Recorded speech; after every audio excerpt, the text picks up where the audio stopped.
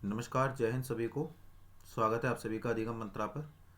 मैं विकास गुप्ता हाजिर हूँ आपके बीच एक नया वीडियो लेकर के, जहाँ पर हम डिस्कस करेंगे यूपी टीजीटी पीजीटी कॉमर्स से रिलेटेड सभी वो कॉन्सेप्ट्स जो आपके एग्ज़ाम्स के पॉइंट ऑफ व्यू से इम्पोर्टेंट हो सकते हैं।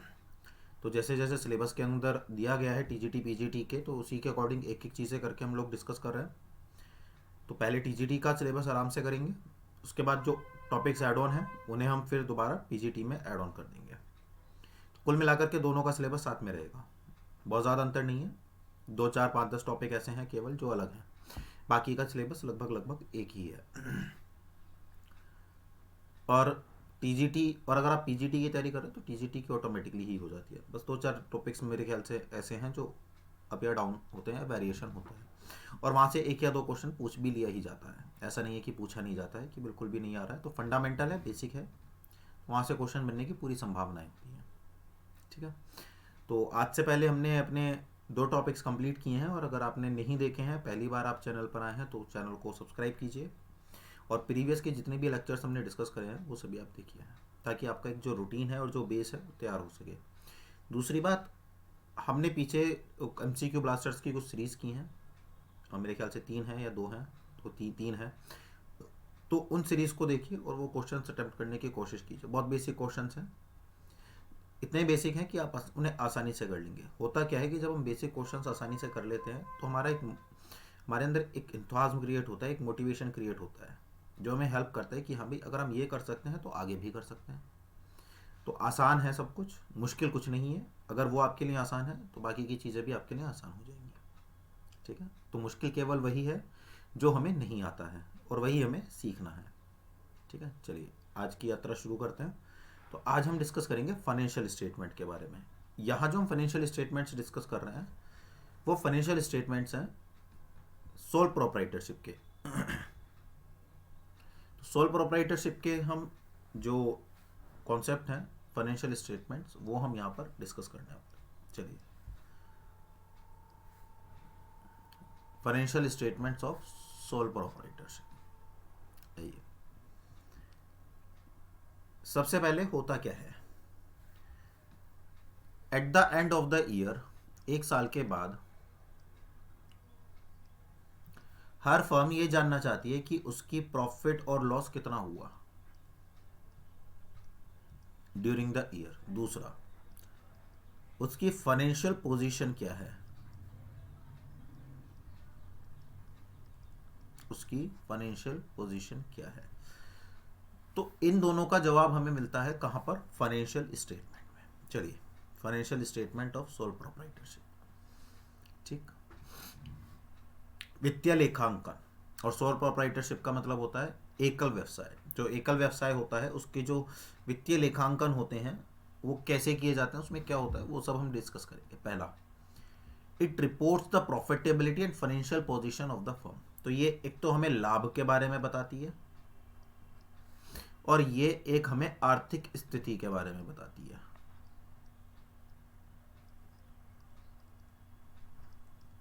आर्थिक स्थिति, दो चीजें। दूसरा क्या है, trading accounting shows the result of business operation. ये हमें विक्रय और लागत,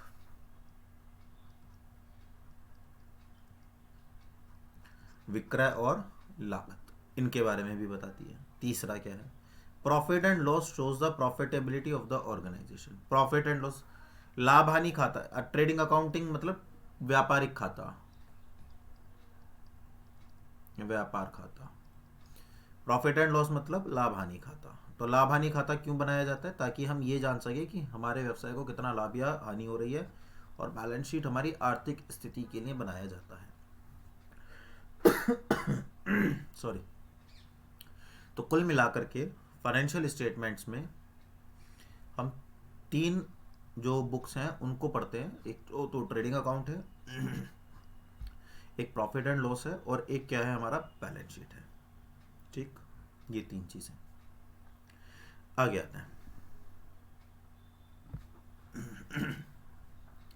ट्रेडिंग अकाउंट,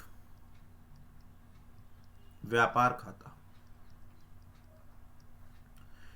क्या क्या इंफॉर्मेशन देता है? ग्रॉस प्रॉफिट या ग्रॉस लॉस। ग्रॉस प्रॉफिट का मतलब होता है सकल लाभ,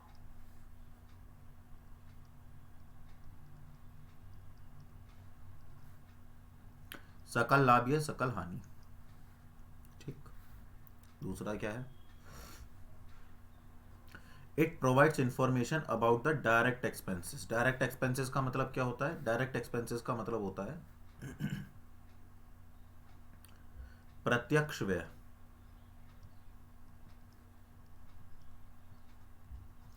कौन कौन से हमारे प्रत्यक्ष व्यय हुए हैं तथा कितने हमारे प्रत्यक्ष व्यय हुए हैं। दो। तीसरी बात, comparison of closing stock with the previous year. अंतिम रहतीय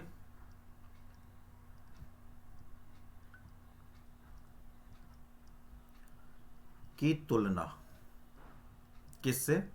पिछले वर्ष से। तीसरा। चौथा, sorry, it provides the safety against possible losses. ये हमें बताता है भावी नुकसान के बारे में। किसके बारे में सेव करता है ये हमें? भावी नुकसान के बारे में। इसके बाद it disclose the financial position of the business for the full accounting year and not at a particular date of time. इसका मतलब क्या है? इसका मतलब ये है कि ये पूर्ण वर्ष के लिए बनाया जाता है। मतलब इसमें जो लेखा होता है वो पूर्ण वर्ष का होता है, किसी एक पर्टिकुलर डेट के लिए नहीं होता कि इस दिन व्यवसाय की स्थिति क्या है। ये बताता है कि पूरी साल में अपने व्यवसाय में क्या क्या काम किया है, कितनी आपने सेल की है, कितनी आपने परचेज की है, कितना आपके पास रह दिया था, स्टॉक था, और कितना आपके पास बचा है, और कितने आपके व्यय हुए हैं पूरी साल में। क्लियर है? तो इसलिए पूर्ण संपूर्ण वर्ष के लिए होता है, पूरे एक वर्ष के लिए होता है, किसी एक तिथि के लिए नहीं।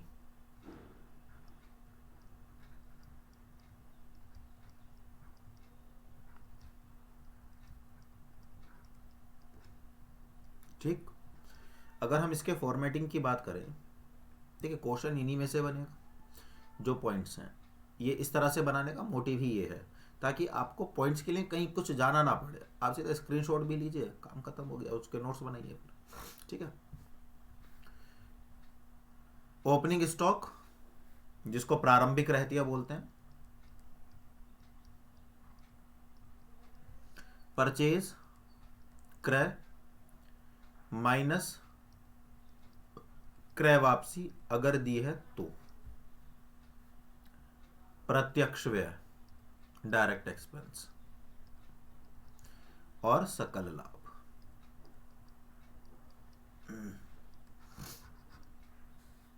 यहां पर क्या है? विक्रय माइनस विक्रय वापसी, अंतिम रहतिया, और सकल हानि। ठीक। तो कुल मिलाकर के अगर मैं आपसे कहूं कि अगर आपका खर्चा हो रहा है तो यहां पर है, और अगर आपको प्राप्ति हो रही है तो यहां पर है। ठीक है। दूसरी बात, अगर ट्रेडिंग अकाउंट के नेचर की बात करें तो ये नॉमिनल अकाउंट होता है। कैसा अकाउंट होता है? नॉमिनल, नाम मात्र का खाता। तीसरी बात, इसमें डायरेक्ट एक्सपेंस में क्या क्या चीजें शामिल होती हैं? वेजेस और वेजेस एंड सैलरी। वेजेस का मतलब होता है मजदूरी,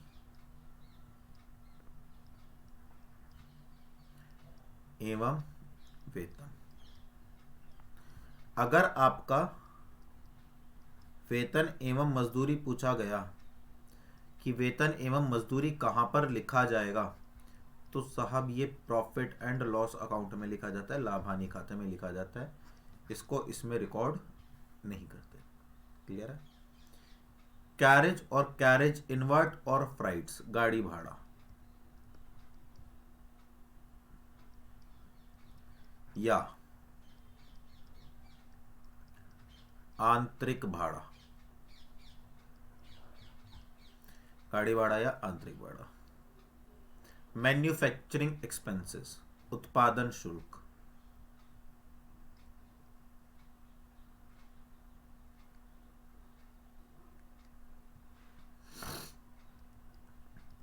उत्पादन शुल्क। Stores consumed, dock charges, dock जहां पर माल भेजा जाता है, रॉयल्टी, रॉयल्टी होता ही है उत्पादन शुल्क, ठीक है। तो ये सारी चीजें जो हैं हमारी किस में जाती हैं, डायरेक्ट एक्सपेंसेस। इसके अलावा ऑयल, गैस, ये सब भी हमारे इसी में जाता है। चलिए आगे बढ़ते हैं। इससे रिलेटेड कुछ क्वेश्चंस बनते हैं, तो कभी कभी यहां से सीधा क्वेश्चन पूछ लेता है। कॉस्ट ऑफ गुड्स सोल्ड का मतलब होता है प्रारंभिक रहतिया, opening stock plus purchase plus direct expense minus closing stock. या ग्रॉस प्रॉफिट का फॉर्मूला पूछ लेगा, net cell plus closing stock minus opening stock plus purchase minus direct expenses. Cost of goods sold का फॉर्मूला है net cell minus gross profit. Net cell का है cost of goods sold plus gross profit. Gross profit का है net cell minus cost of goods sold, और net cell का है total sale minus sales return. Direct expenses का मतलब है जो एक्सपेंसेस सीधे ट्रेडिंग अकाउंट में डेबिट होंगे, ठीक। ये सभी। अब ये जो फॉर्मूले हैं मैं समझ सकता हूं कि आपके समझ में शायद नहीं आए होंगे, तो इनके लिए हम क्या करेंगे, क्वेश्चंस करेंगे। क्या करेंगे इनके लिए, हम क्वेश्चंस करेंगे और न्यूमेरिकल क्वेश्चंस करेंगे। क्या करेंगे हम लोग, न्यूमेरिकल क्वेश्चंस करेंगे, ताकि आपको ये सारा का सारा क्या हो सके, क्लियर हो सके। एक एक चीज़ें हम डिस्कस करेंगे बड़े डिटेल्ड में, लेकिन अभी आप केवल इतना समझ लीजिए कि ये कुछ फॉर्मूलेज हैं और इनसे बेसिस आपको सीधा क्वेश्चन पूछा जाता है, और एक या दो क्वेश्चन आपका यहाँ से पूछा ही जाएगा 101%। क्लियर है। चलिए, इसके बाद आता है हमारा लाभ हानि खाता।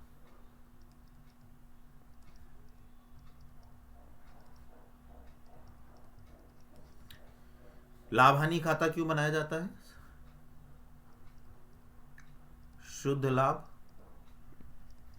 या शुद्ध हानि ज्ञात करने के लिए।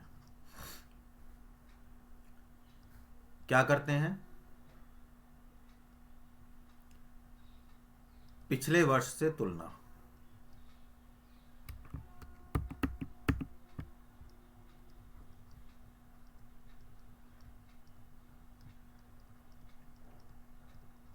पिछले वर्ष से तुलना। कंट्रोल ऑन एक्सपेंसेस, खर्चों पर लगाम, क्या खर्चा ओवर तो नहीं हो रहा है, वो सब। Helpful in preparation of balance sheet, आर्थिक चिट्ठा बनाने में सहायता।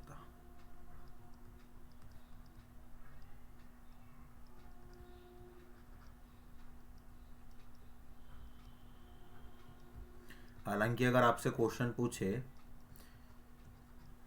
कि which of the following helps to prepare the balance sheet, निम्न में से कौन आर्थिक चिट्ठा बनाने में मदद करता है, और आपसे ऑप्शन है trading account, profit and loss account और ट्रायल बैलेंस, तो आपका करेक्ट आंसर ट्रायल बैलेंस होना चाहिए।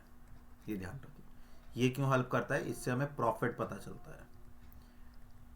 क्या पता चलता है, प्रॉफिट और लॉस, जो हमें किस में हेल्प करता है, बैलेंस शीट में हेल्प करता है, बस, इससे ज़्यादा नहीं। इसका भी फॉर्मेट है, क्या क्या है। ऊपर आपको सकल हानि हुई थी, ऊपर आपको क्या हुई थी, सकल हानि। तो अगर सकल हानि हुई है तो यहां पर आ जाएगा, और अगर सकल लाभ हुआ है तो यहां पर क्रॉस। क्या, क्रॉस। इसके बाद आपके जितने भी कार्यालय के खर्चे हैं, कार्यालय व्यय, ठीक है, वो सब यहां पर, और जितने भी आपके वितरण संबंधी व्यय हैं वो सभी यहां पर। और इसके अलावा आपको कोई अन्य व्यय लगता है अप्रत्यक्ष व्यय, क्या अप्रत्यक्ष व्यय, वो यहां पर आ जाएगी। जितनी भी आय प्राप्ति है वो सभी यहां पर आएगी।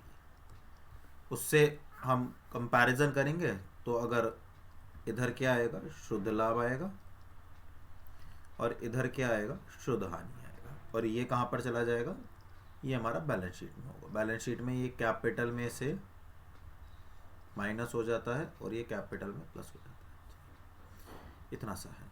और इसका नेचर भी क्या होता है, नॉमिनल अकाउंट होता है। अब ऑफिस एक्सपेंसेस में क्या क्या आ सकते हैं, सैलरी एंड वेजेस, रेंट किराया, कर, प्रिंटिंग एवं स्टेशनरी,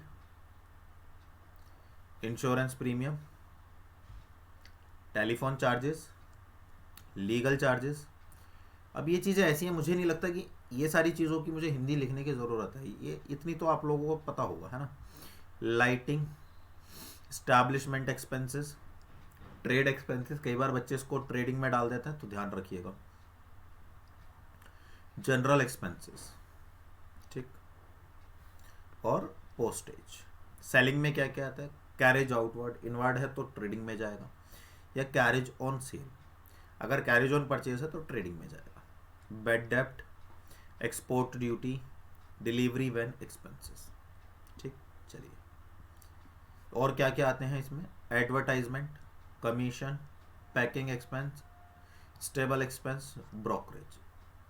ब्रोकरेज का मतलब दलाली होता है। देखिए, मैंने आपको ऑफिस ये इसको क्लासीफाई इस तरह से कर दिया कि अगर आपसे ये भी पूछ लिया ना कि ये कौन से एक्सपेंस की कैटेगरी में आता है तो वो भी आप बता सकते हो। हालांकि इतने डेप्थ में नहीं जाता है, फिर भी देखो कितना बेसिक है। और ये बेसिक नहीं है, ये एडवांस है। इसको बेसिक मत समझना कि आपको भी नहीं पता होगा ऑफिस में सेलिंग एंड डिस्ट्रीब्यूशन एक्सपेंसेस में, मिसलिनियस में या इनकम में, मिसलिनियस एक्सपेंसेस में कौन कौन सी चीज़ें जाती है। देखो क्लासिफिकेशन, यही नई चीज़ है, बस यही चीज़ें हैं जो हम आप तक लेकर के आना चाहते हैं। Miscellaneous expenses, discount allowed, repair, अच्छा वेजेस उधर जाता है ना, ये ध्यान रखना। डेप्रिसिएशन, इंटरेस्ट पेड अगर डेबिट है तो, bank charge, entertainment expense, conveyance charges, donation and charity. अगर इनकम है तो किसी भी तरह की इनकम, रेंट रिसीव हुआ, डिस्काउंट रिसीव हुआ, कमीशन रिसीव हुआ, profit on sale of asset हुआ, इंटरेस्ट ऑन इन्वेस्टमेंट हुआ, डिविडेंड ऑन शेयर हुआ, बेड डेप्ट रिकवर्ड हुआ, इनकम फ्रॉम अदर सोर्स हुआ, ये मिसलिनियस इनकम हुआ, ठीक है। चलिए, domestic and household income tax and life insurance are not related to profit and loss account expense.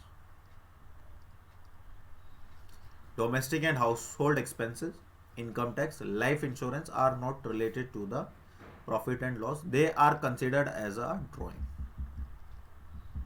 और ड्राइंग को हम माइनस करते हैं किस में से, कैपिटल में से, ये ध्यान रखिए, कैपिटल में से माइनस होगी, ठीक है। Only indirect expenses are recorded in the profit and loss account. अप्रत्यक्ष व्यय केवल और केवल कौन से व्ययों का लेखा किया जाता है, केवल और केवल अप्रत्यक्ष व्यय का। चलिए आगे आ जाइए।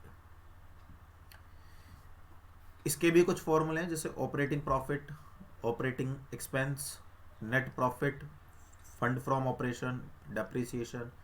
नेट प्रॉफिट का एक operating profit minus tax minus interest होता है। ऑपरेटिंग प्रॉफिट का revenue, cost of goods sold minus other operating expenses या माइनस डेप्रिसिएशन। या नेट प्रॉफिट का gross profit plus other income minus indirect income, ठीक है। इनके भी हम क्वेश्चंस करेंगे। तो ये अभी केवल आपको एक जगह पर है, जैसे मैंने आपसे कहा भी था कि आपको यहाँ पर हर एक चीज़ एक ही जगह पर मिलेगी। अब ये सारे फॉर्मूले आपको एक ही जगह पर नहीं मिलते हैं, उसके लिए आपको डिफरेंट बुक्स पढ़नी पड़ती हैं, डिफरेंट बुक्स के MCQ पढ़ना पड़ता है, अलग अलग चीज़ें अलग अलग सोर्स के थ्रू आप जाओगे तब जा करके आपको ये मिलेगा। तो बेटर है कि आप एक ऐसा प्लेटफॉर्म सेलेक्ट करें जहाँ पर आपको सारी की सारी चीज़ें आपको एक ही जगह पर मिल जाए।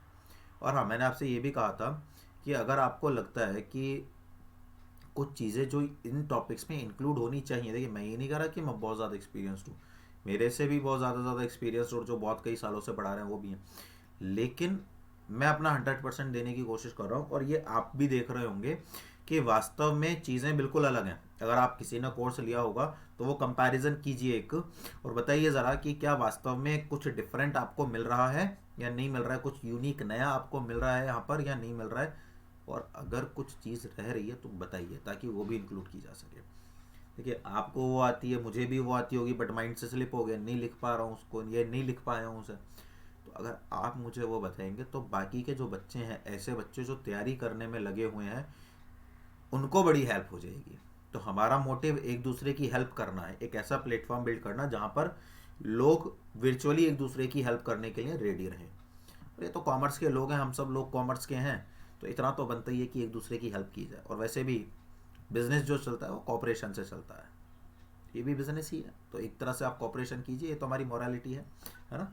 चलिए, तो अगर कोई ऐसी चीज़ लग रही है आपको कि इंक्लूड होनी चाहिए और नहीं है, तो काइंडली आप मुझे मेल कर सकते हैं, या आप चाहे तो उस इन्फॉर्मेशन को पर्टिकुलरली आप कमेंट बॉक्स में भी लिख सकते हैं, क्योंकि कमेंट्स बाकी के लोग भी पढ़ेंगे तो उनको भी इन्फॉर्मेशन मिलेगी, है ना। प्रोडक्टिव होना चाहिए। चलिए, बैलेंस शीट, आर्थिक चिट्ठा, इसको आई थिंक तुलन पत्र भी बोलते हैं, आई थिंक नहीं, इसको तुलन पत्र भी बोलते हैं। एक बार बताइएगा जरा सही है या नहीं है, मुझे आर्थिक चिट्ठे का तो पता है, तुलन पत्र, हाँ तुलन पत्र भी बोला जाता है, सही है, तुलन पत्र। चलिए, it helps in determining the nature and amount of various liability and assets. इससे हमें पता चलता है कि हमारे जो दायित्व हैं और हमारी जो संपत्ति हैं उनकी कीमत क्या है। मतलब जैसे क्रेडिटार्स हैं, लेनदार हैं, तो कितने लेनदार हैं, देनदार हैं कितने के देनदार हैं, पूंजी कितनी है, बैंक से हमने लोन कितने का लिया हुआ है, कितने का लोन बचा हुआ है, संपत्ति कितनी है, वो सारी जो जानकारी है वो हमें इससे मिलती है। It provides the information of solvency of the business. ये हमें हेल्प करता है कि जो बिजनेस है वो कितना सोल्वेंट है। सोल्वेंट का मतलब होता है एबिलिटी टू पे, ability to pay its debt। Firm का अपने जो ऋण हैं उनके भुगतान करने में सक्षम होना। तो अगर कोई फर्म अपना जो भुगतान है उसको कर पाने में सक्षम है तो वो सॉल्वेंट है, और अगर कोई फर्म अपना भुगतान कर पाने में सक्षम नहीं है तो वो क्या है, इंसॉल्वेंट है, दिवालिया है ना। क्लियर है। चलिए, it helps in preparing the opening entries. भावी ईयर के लिए, मतलब नेक्स्ट अकाउंटिंग ईयर के लिए हमें क्या मिल जाती है, ओपनिंग एंट्री, ठीक है, प्रारंभिक लेखे प्राप्त हो जाते ताकि हम नेक्स्ट ईयर फाइनेंशियल ईयर में उनको रिकॉर्ड कर सकें।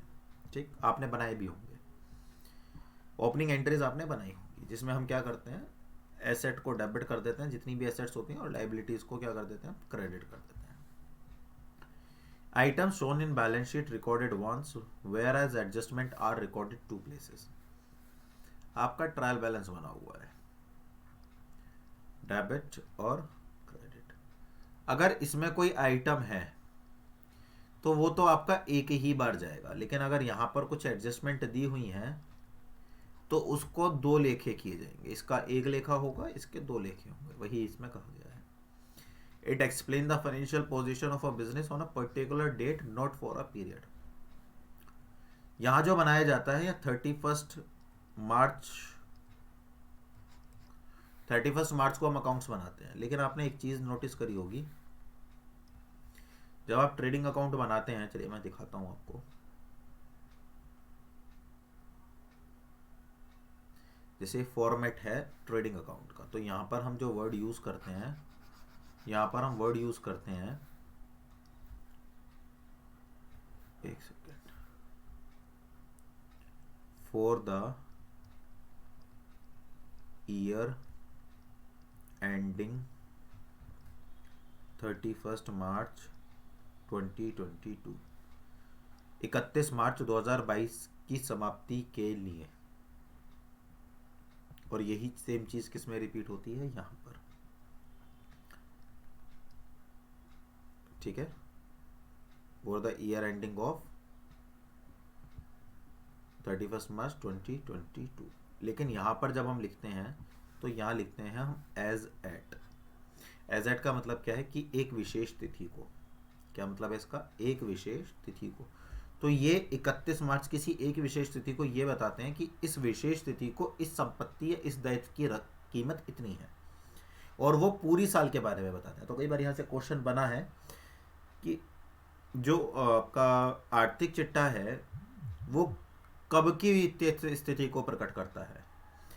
पूरे वर्ष की, किसी एक विशेष तिथि की, किसी एक विशेष माह की, या कोई नहीं तो किसी एक वित्तीय तिथि, किसी एक मुख्य तिथि की, जिस वक्त भी वो बनाया जा रहा है उस वक्त की वो फाइनेंशियल पोजीशन प्रकट करता है। तो ये बात ध्यान में रहे। The total of liabilities and asset will always equal. अगर आपकी बैलेंस शीट का लाइबिलिटीज और एसेट कैसा होना चाहिए? इक्वल होना चाहिए। और अगर ये इक्वल नहीं आ रहा है तो आपने जो फाइनेंशियल स्टेटमेंट जो आपने लेखांकन किया है वो अपूर्ण या गलत किया है। और अगर आप कॉमर्स बैकग्राउंड से हैं तो आपको पता होगा कि बैलेंस शीट मैच करना इज लाइक टफेस्ट काम। एक एक नंबर से बैलेंस शीट मैच नहीं होती है। तो कहते हैं ना, तुम क्या जानो बैलेंस शीट के मैच ना होने का दर्द, है ना कॉमर्स बाबू। तो बड़ा दुख होता है जब नहीं होती है। तो जो भी इन चीज़ों से गुजरे हैं उनको पता होगा अपनी इनिशियल स्टेज में, जब आपने कॉमर्स पहली बार पढ़ा था और जब आप बैलेंस शीट मैच करते थे तो आप याद कीजिए उस वक्त। It includes both personal and real accounts. इसका मतलब क्या है? ये नॉमिनल अकाउंट्स को रिकॉर्ड नहीं करता है।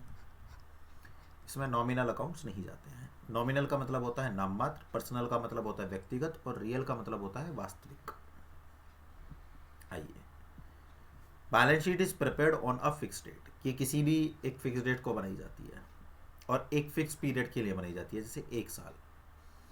It is prepared as per going concern concept. सतत चलन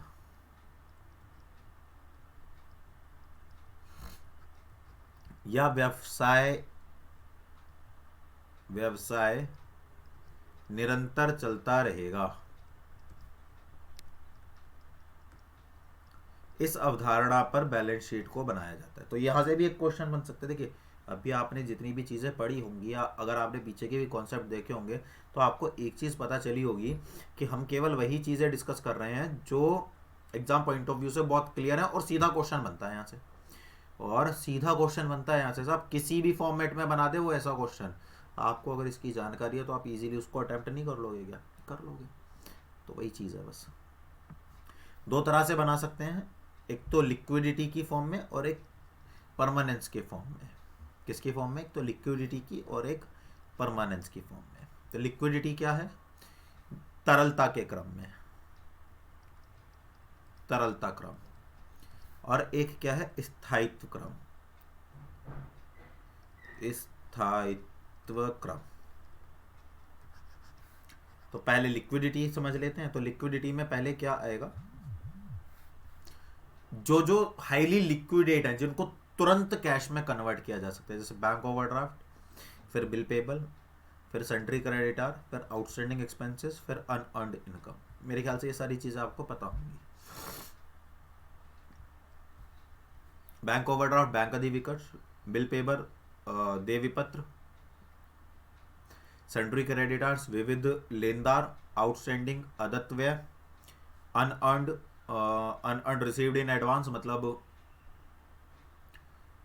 अग्रिम प्राप्त आय, है ना। हाँ, अग्रिम प्राप्त आय। उसके बाद क्या आता है? लॉन्ग टर्म लोन्स, है ना, लंबी अवधि के लिए जो ऋण है।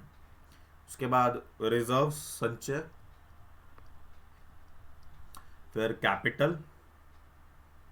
कैपिटल में नेट प्रॉफिट या लॉस को माइनस करेंगे, सॉरी ऐड करेंगे या माइनस करेंगे। उसके बाद आपकी जो ड्राइंग, इनकम टैक्स और लाइफ इंश्योरेंस जो मैंने आपको ऊपर बताया था उसको क्या करेंगे? माइनस करेंगे। तो उसकी जो वैल्यू है वो यहाँ पर आ जाएगी और उसका टोटल यहाँ पे लिख देंगे। ऐसी कैश इन हैंड जो आपके पास है बैंक में, जो है प्राप्य विपत्र, कम अवधि के जो विनियोग हैं, विविध देनदार जो हैं। कभी कभी इन्हें बुक डेप्ट भी लिख दिया जाता है, इसको ध्यान से पढ़िएगा। ये बुक डेप्ट है, बैड डेप्ट नहीं है। मुझे अभी भी याद है जब मैं 11th या 12th में था या 9th में था, 9th से ही आ गई थी क्योंकि हमारे पास तो कॉमर्स यूपी बोर्ड से थे। तो जब 9th में हम पढ़ते थे तो कई बार हम इसको बेड डेप्ट पढ़ लेते थे, और जब इसको बेड डेप्ट पढ़ लेते थे तो जाहिर सी बात है गलत होना स्वाभाविक है, क्योंकि बेड डेप्ट किस में जाता है, प्रॉफिट एंड लॉस के डेबिट साइड में, और बुक डेप्ट कहाँ पर जाता है, ये जाता है संपत्ति पक्ष में। तो आप भी जब इसको करें तो बड़े ध्यान से करें। देखिए बड़ी डिटेल एक्सप्लेनेशन जा रही है। क्लोजिंग स्टॉक अंतिम रहती है, प्रीपेड पूर्वदत्त व्यय, एक्रूड इनकम मतलब अप्राप्त आय, ठीक है। इसके बाद आता है नॉन करंट एसेट, जैसे furniture, loose tools, motor vehicles, plant and machinery, land and building, patent, trademark और गुडविल, ये चीज़ें हैं। गुडविल का मतलब होता है ख्याति, ठीक है। चलिए इन दोनों का बैलेंस मैच होना जरूरी है, this should be equal to this one, right. चलिए अगर परमानेंस के ऑर्डर पर बात की जाए तो इसका उल्टा है, बिल्कुल उल्टा। कहाँ से स्टार्ट होगा, गुडविल से स्टार्ट होगा, ऐसे ऐसे ऐसे जाते हुए कहाँ पर खत्म होगा, यहाँ पे खत्म होगा, और ये यहाँ से शुरू होगा कैपिटल से और ये उल्टा जाते हुए यहाँ पे खत्म हो जाएगा, बिल्कुल उल्टा है, ठीक है। इसको हम मार्शलिंग सिस्टम भी कहते हैं, इसमें रह गया है, देखिए यही चीज़ है इसमें, इसको हम मार्शलिंग सिस्टम कहते हैं, मार्शलिंग सिस्टम।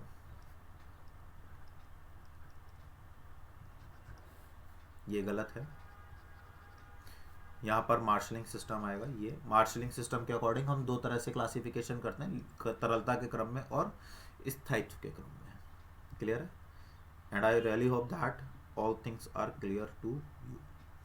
अब हम कल जो पढ़ेंगे वो हम पढ़ेंगे एडजस्टमेंट, समायोजन। देखिए यहाँ से रिलेटेड आप एक काम कीजिए, आप यहाँ से रिलेटेड कुछ क्वेश्चंस को कीजिए, जैसे जो मैंने फॉर्मूलेज आपको लिखवाए थे उनसे रिलेटेड। एक तो इसके नोट्स बनाइए पहले, आज पहले जैसे आपका ये हो गया है तो आज थोड़ी छोटी क्लास रही है, तो एक तो इसके नोट्स बनाइए पहले नंबर पर, फिर उनको रिवाइज कीजिए। क्या कीजिए, रिवाइज। फिर अगर आपके पास कोई मटेरियल अवेलेबल है, देखिए अगर है तो वेल एंड गुड है, नहीं है तो कोई बात नहीं है। अगर अवेलेबल है तो कोशिश कीजिए कि वहाँ से आप MCQ करें, ठीक है। डिस्कस तो हम करेंगे ही करेंगे, ऐसा नहीं है डिस्कस नहीं करेंगे, ठीक है। और फिर चौथे नंबर पर, अच्छा इनमें आप स्पेशली जो न्यूमेरिकल वाले हैं ना उन्हें ज़रूर करें, वहाँ से ज़रूर क्वेश्चन बनता है, 100% न्यूमेरिकल वाला एक क्वेश्चन बनता है, जो मैंने COGS, net profit, gross profit, वहाँ से। तो ये 4 काम आप करें अभी, है ना। नोट्स ज़रूर बनाएं, बहुत इंपॉर्टेंट है, मैं बहुत जोर देता हूँ उस पर। दूसरी चीज़ क्या है, वही जो मैं आपसे कहता हूँ, सब्सक्राइब कीजिए अगर आपने अभी तक नहीं किया है। अगर सब्सक्राइब कर लिया है तो आपका धन्यवाद। वीडियो को लाइक कीजिए, और अगर आपने वीडियो भी लाइक कर दिया है तो आपको 2 धन्यवाद। शेयर कीजिए, और अगर आपने शेयर भी कर दिया है तो आपको 3 धन्यवाद। और अगर आपने अभी तक कमेंट नहीं किया है तो कमेंट भी कीजिए, और अगर आपने कमेंट सब कर दिया है तो आपका ढेर सारा धन्यवाद। तीसरी बात, ये पहली चीज़ है, ये A चर्चा है, ये B की चर्चा है, अब C की चर्चा कर लेते हैं। हमारा मोटिव है नॉलेज स्केल करना। तो नॉलेज स्केल कब करेंगे हम, जब हम आपस में शेयर करेंगे। तो अगर आपको कोई ऐसी चीज़ लगती है जो आप जानते हैं और इसमें इन्वॉल्व नहीं है, इंक्लूडेड नहीं है, तो आप वो मेरे साथ शेयर कीजिए ताकि मैं उसको इनमें इंक्लूड कर सकूं, और या उसके लिए अलग से वीडियो बना सकूं, ताकि जो बच्चे, जो छात्र इनकी तैयारी कर रहे हैं उनको ये सारी चीज़ों के बारे में जानकारी हो सके। तो इसी के साथ मैं आपसे विदा लेता हूँ, मिलूँगा आपके से अगली वीडियो में। तब तक अपना ख्याल रखिए, खुश रहिए, पढ़ते रहिए, अधिगम मंत्रा के साथ जुड़े रहिए, और ज़्यादा से ज़्यादा लाइक और सब्सक्राइब कीजिए। धन्यवाद, जय हिंद।